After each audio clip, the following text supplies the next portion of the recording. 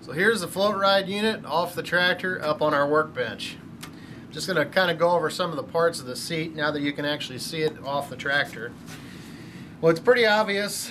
This unit is especially fresh with a lot of rust, and this is the kind of rust that just doesn't happen overnight. This took years.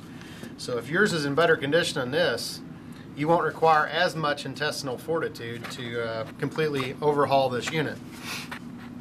Alright, so here's the rubber torsion springs. You can kind of see, we can zoom in there, these are the rubbers.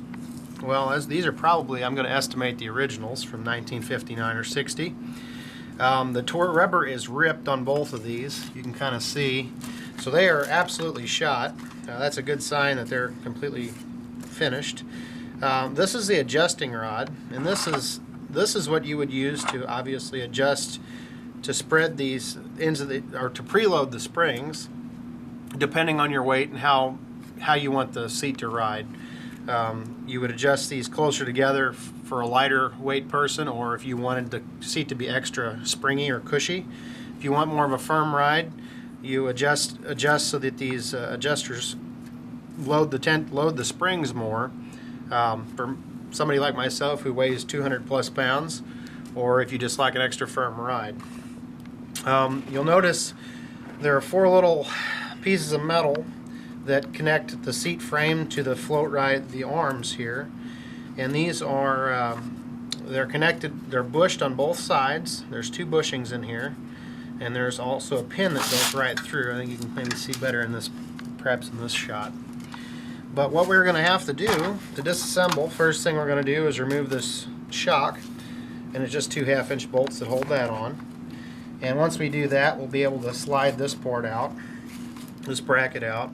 Then what we're going to do, we're going to disassemble the torsion spring assembly, and tools we're going to need to do that with. If you have a roll pin punch, to knock these roll pins out of the adjusters and remove the adjusters to start with. Then if you look closely, between this back plate down at the very end of the shaft, and it's hard to see probably in the video, but there's 2 roll pins down in here on each one. We've got to knock those through and out. And once you have those out, in theory, this plate with the 2 pins should pull out. Now I'm going to estimate, since this is a little extra rusty, we may require some additional tools like, I don't know, some giant pry bars. And did I mention intestinal fortitude? Because it's going to take a lot for a seat like this. And you may invent some new curse words, perhaps a busted knuckle, but all things you need to be prepared for. So in the next segment, we're going to start to disassemble. My favorite tool for knocking these little fancy pins out, especially that are this rusty, the almighty pneumatic air hammer. And I've got 2 different bits that I plan on using. One is more of a tapered pin punch and a flat pin punch. The biggest thing is to make sure the diameter is smaller than our pin that we're going to knock out. Something important to note, when we knock these pins out, if we can do it, and we may not be able to do it very well due to the length of this air hammer, some are shorter, try to knock the pins out away from the battery box if the battery box was in, mainly because if the pins happen to catch these little thin pieces of metal, they are going to want to bend them, possibly bend them, and could damage the seat frame. Just to avoid that. So that's just about it. In the next segment, you'll see us starting to disassemble.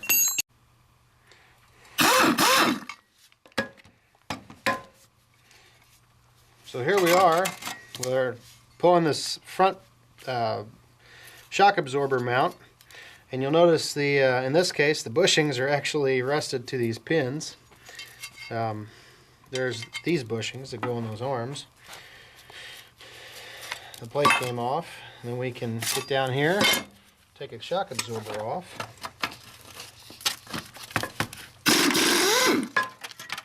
and it's just that easy.